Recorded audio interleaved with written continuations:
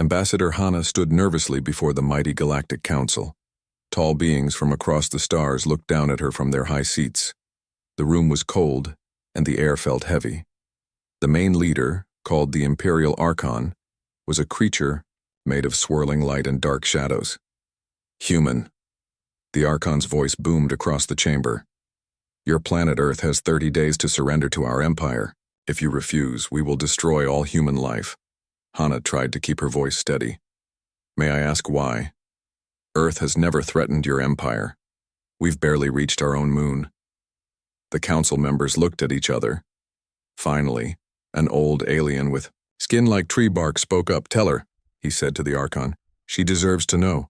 The Archon's light patterns shifted angrily. Very well. Human, your kind are more dangerous than you know.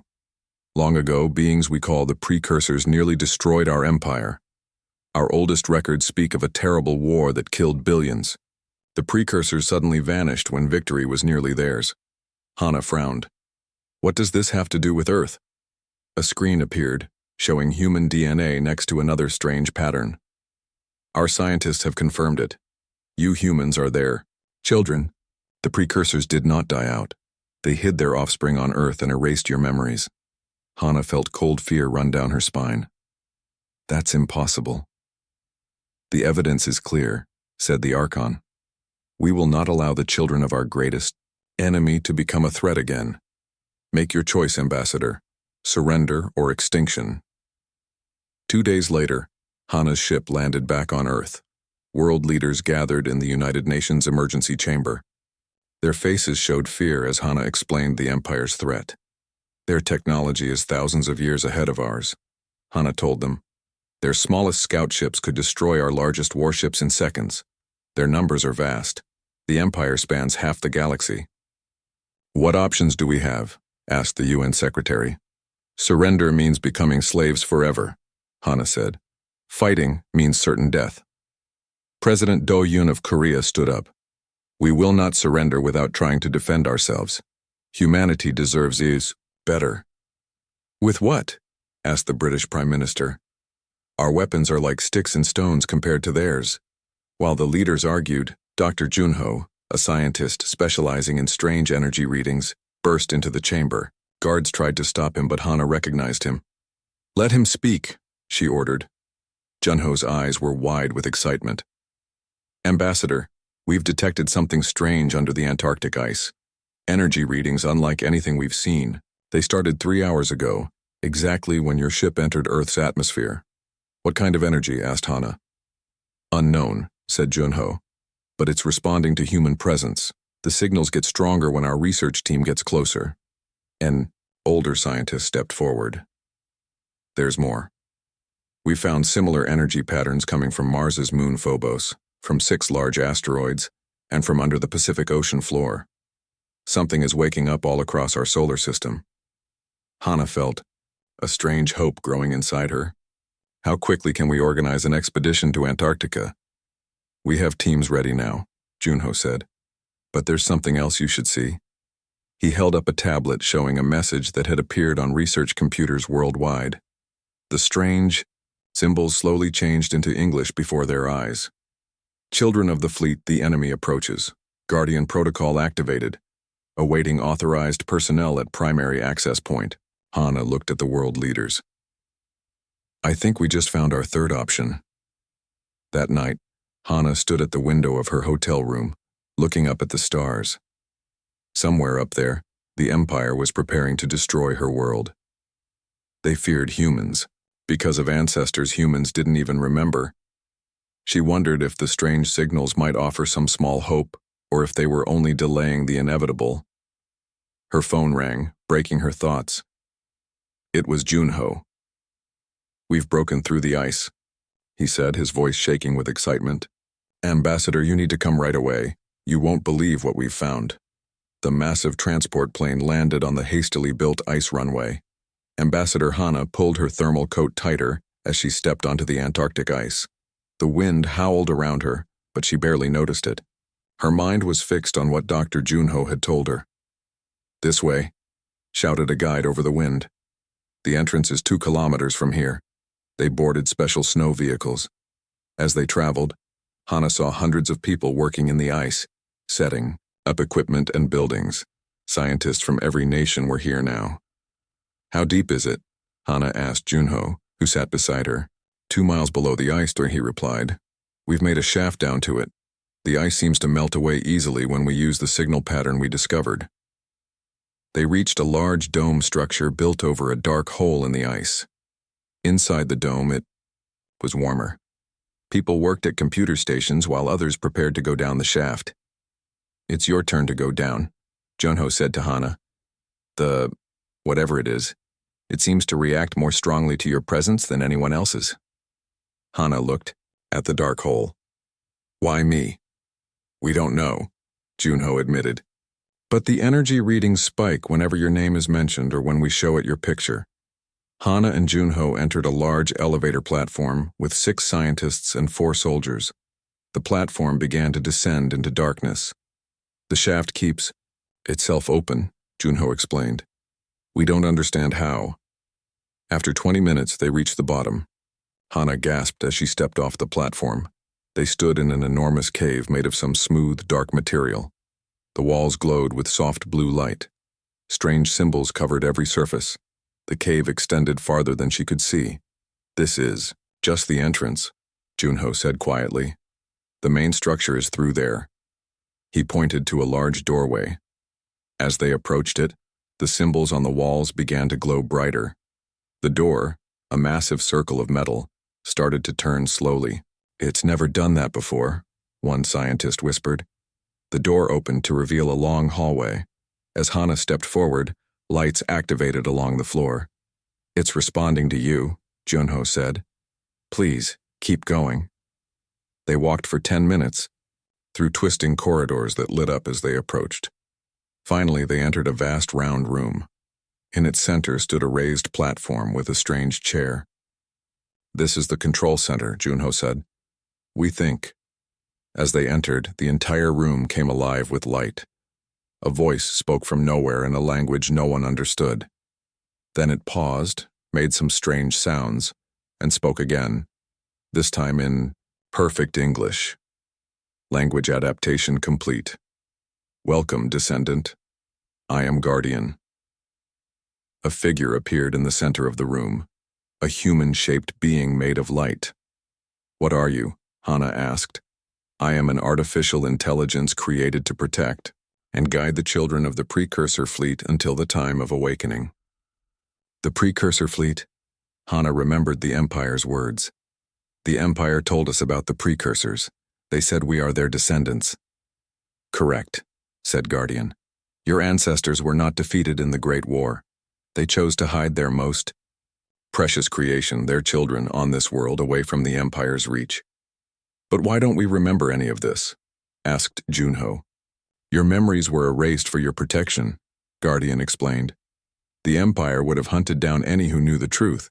Instead, your ancestors allowed you to develop naturally on this world, guarded by hidden protectors. Hana stepped forward. The Empire has found us. They're coming to destroy us. Guardian's light form brightened. Then the time has come. The awakening must begin. What awakening? Hana asked. Follow me, said Guardian. The light figure led them through another doorway into a massive viewing chamber. One wall became transparent, revealing an underground hangar so vast it seemed impossible. Inside the hangar sat hundreds of sleek vessels, warships of incredible design. This is but one of many such facilities hidden in your solar system, Guardian said. The precursor fleet was never destroyed. It was hidden, waiting for the day when its children would need it. Can these ships help us fight the Empire? Hana asked, hardly daring to hope. These vessels represent technology far beyond what the Empire possesses, Guardian replied. But they require special pilots, humans whose dormant precursor genes can be awakened. How do we find such people? Junho asked. Guardian's light form turned to Hana. We already have. Ambassador Hana carries the strongest precursor gene sequence we have detected. That is why this facility responded to her. Hana felt her heart beating faster. I'm no pilot. I don't know how to fight. You will, Guardian said. The knowledge is within you, waiting to be remembered. Guardian led them to another chamber where a strange chair sat on a platform. This will activate your dormant abilities, Guardian explained. It may be uncomfortable. Hana looked at the chair, then at the ships waiting in the hangar. Somewhere above them, the Empire was preparing to destroy Earth. She sat in the chair. Pain shot through Hana's body as she sat in the strange chair. Blue light flowed up her arms and across her face. Images flashed in her mind, stars, battles, strange worlds. Knowledge poured into her like water. Then it stopped. Hana opened her eyes and gasped. The world looked different now. She could see energy patterns in the air. The technology around her made perfect sense. The activation is complete, Guardian said. How do you feel? I remember, Hana whispered. Not everything, but enough. I know what these ships are. I know how they work. Junho rushed to her side. Are you okay? Better than okay, Hana said. She stood up and walked to a control panel. Her fingers moved across it with perfect confidence. The wall screen showed a map of Earth with glowing dots all over it. These are other people with strong precursor genes, she explained. We need to find them all. Each dot represents someone who can pilot one of the ships. There are thousands, Junho said in amazement. And we have only 15 days until the Empire arrives, Hana replied. We need to work fast. 3 days later, military. Planes flew people from around the world to Antarctica, and 6 other newly discovered precursor bases. Each person had been tested for the special genes. Many were ordinary people, teachers, farmers, office workers. None knew why they had been chosen until they arrived. Admiral Taewon, Korea's top naval commander, now led the world's combined forces. He stood with Hana in the Antarctic base's command center, watching as hundreds of people went through the awakening process. How many ships do we have? He asked. Hana checked the display. Guardian says there are 3,452 warships hidden throughout the solar system. So far, we've activated 240 of them. And the Empire? Their main fleet has over 1 million ships, Hana said quietly. Admiral Taewon's face grew grim. Even with better technology, those odds are impossible. We have to try, Hana replied. Junho rushed into the room. We've found something new. The Mars base is active. It's sending ships out now. On the main screen, they watched as massive warships emerged from under the red planet's surface. The ships were beautiful and deadly looking, with sleek designs, unlike anything humans had built. They're responding to the awakening signal, Guardian explained. The entire fleet is beginning to activate. How do people learn to fly these things? Admiral Taewon asked. We don't have time for training. We don't need it, said a new voice. They turned to see Minjae, a young delivery driver who had arrived that morning. His eyes glowed slightly blue, the mark of someone who had undergone the awakening. The chair doesn't just activate our genes, Minjae explained. It gives us the memories we need. I've never flown anything before today, but now I know how to pilot a battlecruiser. Guardian's light form nodded. The knowledge was always inside you, dormant until needed. A young scientist ran into the room. Imperial ships detected. 3 scout vessels just entered the solar system near Jupiter.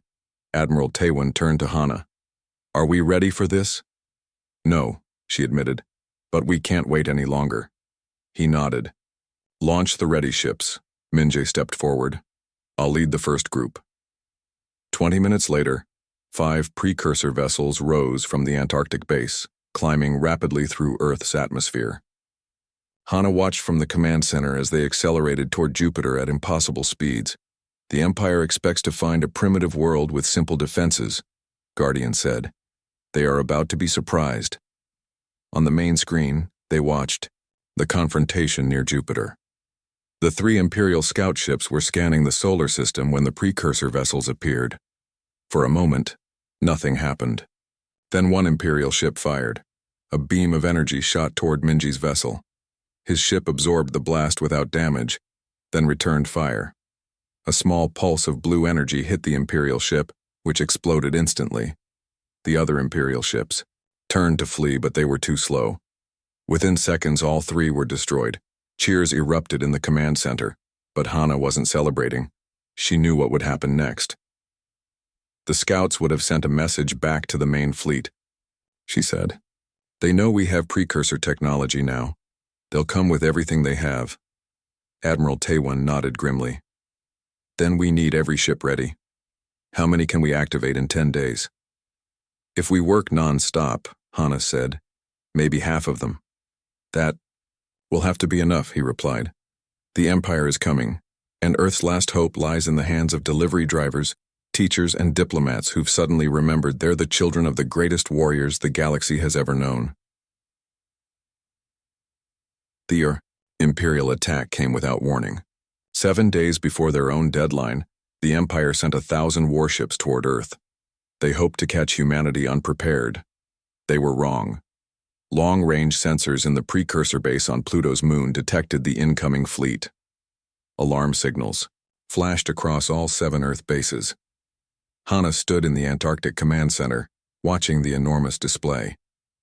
Red dots showed the Imperial ships. Blue dots showed their own fleet. Just over 1,500 ships now active.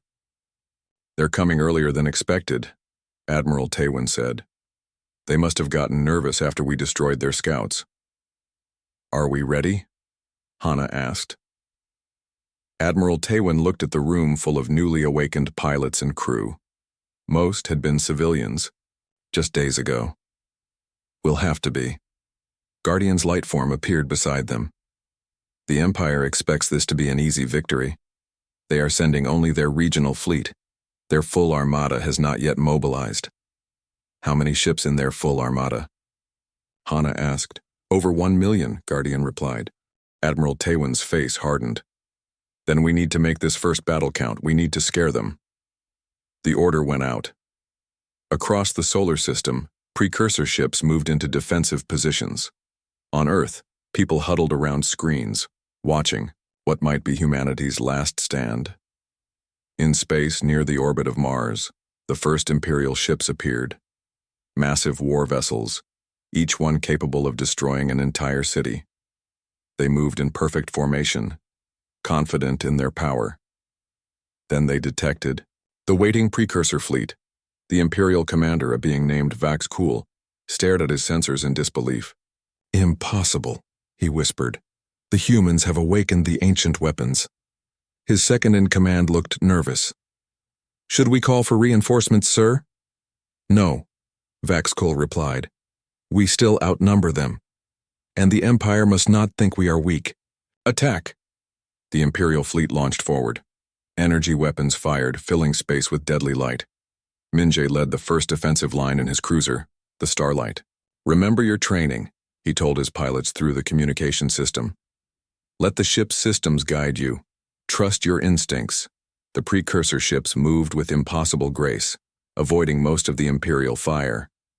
When hits did land, the advanced shields absorbed the energy. Then the precursor ships returned fire. From the command center, Hana watched in amazement. The battle looked like a dance. Imperial ships, despite their greater numbers, struggled to hit the faster, more agile precursor vessels. And when precursor weapons hit their targets, Imperial ships simply disappeared. Their technology is incredible, Admiral Taewon said. Our ships are stronger, faster, and have better weapons, but they still outnumber us, Hana reminded him. The battle raged for hours. Imperial ships fell one after another, but they kept coming. The precursor fleet began to take losses too. Brave pilots, many who had been ordinary people just days before, sacrificed themselves to protect Earth. Near the battle's center, Minjae's ship took a direct hit from an Imperial destroyer. Alarms blared throughout his vessel. Engine damage, reported his second-in-command, a former teacher named Sora. We're losing power. An Imperial battleship targeted them, moving in for the kill. Minjae gripped the control panel. Divert all remaining power to the main weapon. But sir, that will leave us defenseless, Sora objected. Trust me, Minjae said.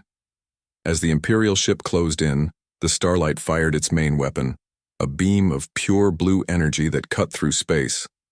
The Imperial battleship exploded, taking 2 smaller ships with it. The Starlight floated powerless. More Imperial ships approached. Then a voice came over the communication system. "Hang on, Minjay. Help is coming."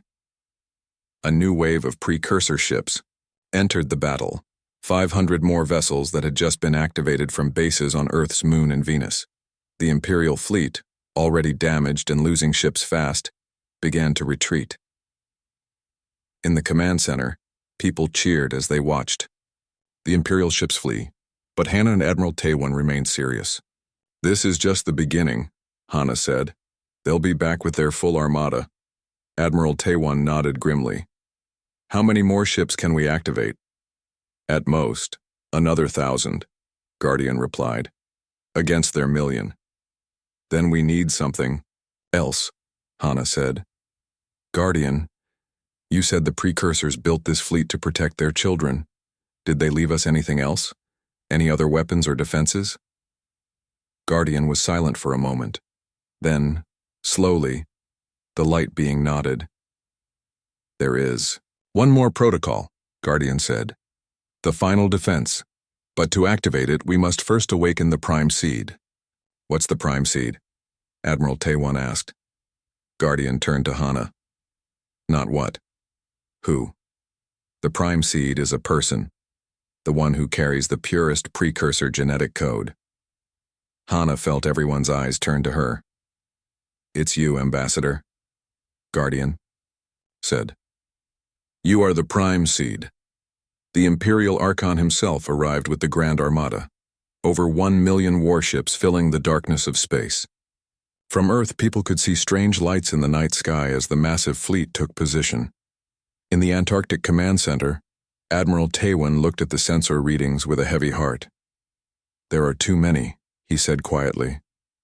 "Even with all our ships, we can't stop them." Hannah stood next to Guardian's glowing form. "Tell me about the final defense. What must I do?" "The Prime Seed, you, must connect to the Prime Node," Guardian explained. "From there, you can activate the entire precursor defense network." "What defense network?" Admiral Taewon asked. "Before they hid their children on Earth, the precursors built defensive stations throughout the galaxy," Guardian said. "Hidden in asteroids, inside stars, beneath planet surfaces, all waiting for the signal to activate." "After 50,000 years, do they still work?" Hannah asked. "They were built to last until the children needed them," Guardian replied. "But accessing the Prime Node is dangerous. The mental connection required might overwhelm a human mind." Hannah looked at the screen showing the Imperial fleet. Earth had less than a day before the attack began. "I have to try," she said. Guardian led Hannah and Admiral Taewon deep beneath the Antarctic base. They traveled in a fast elevator that seemed to descend forever. "How deep are we going?" Admiral Taewon asked. "The Prime Node is at Earth's core," Guardian replied. Hannah's eyes widened. "That's impossible."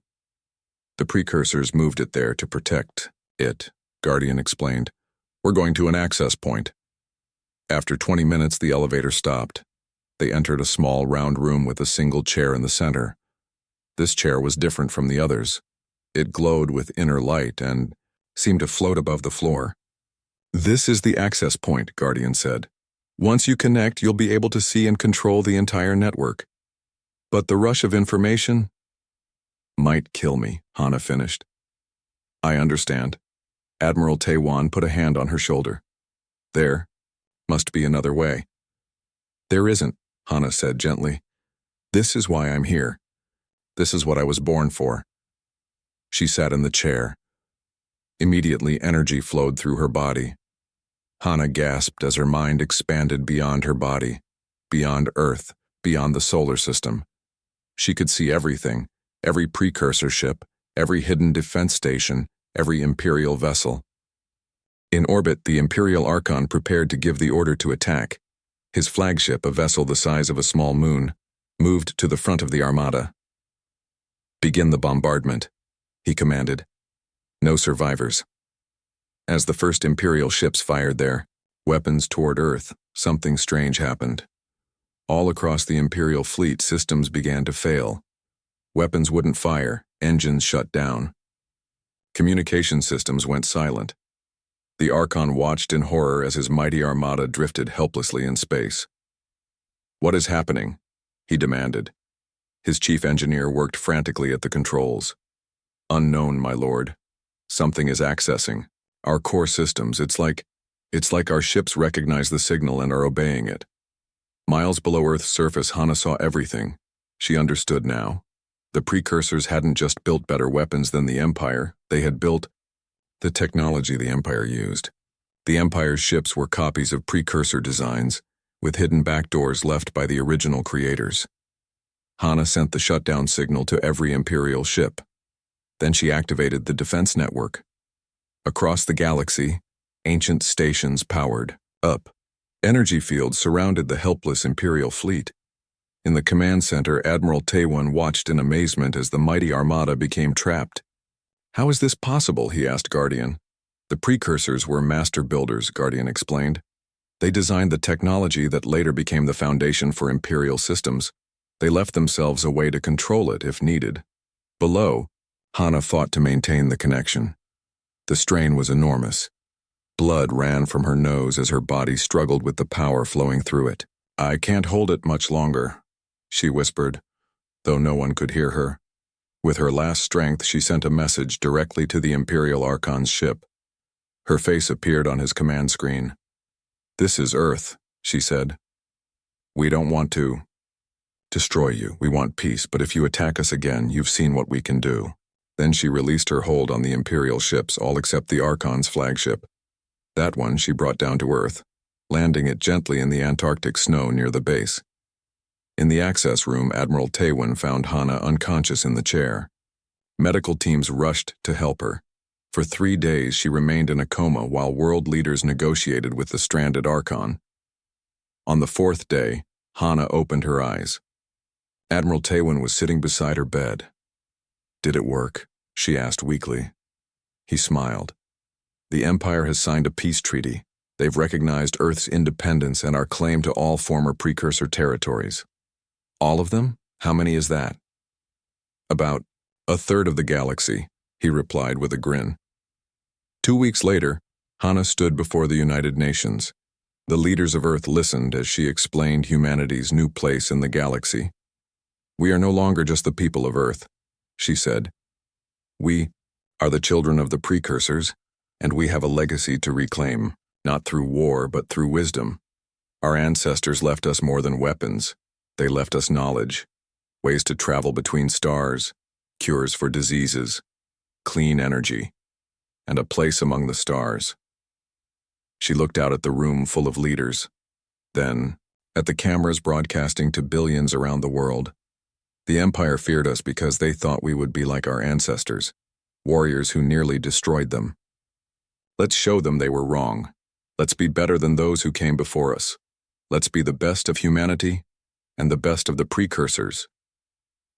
As Hana finished speaking, Guardian appeared beside her, visible to all for the first time. "This was always the plan," the light being said. "Not just survival, but a new beginning. After 50,000 years, the children have finally come home."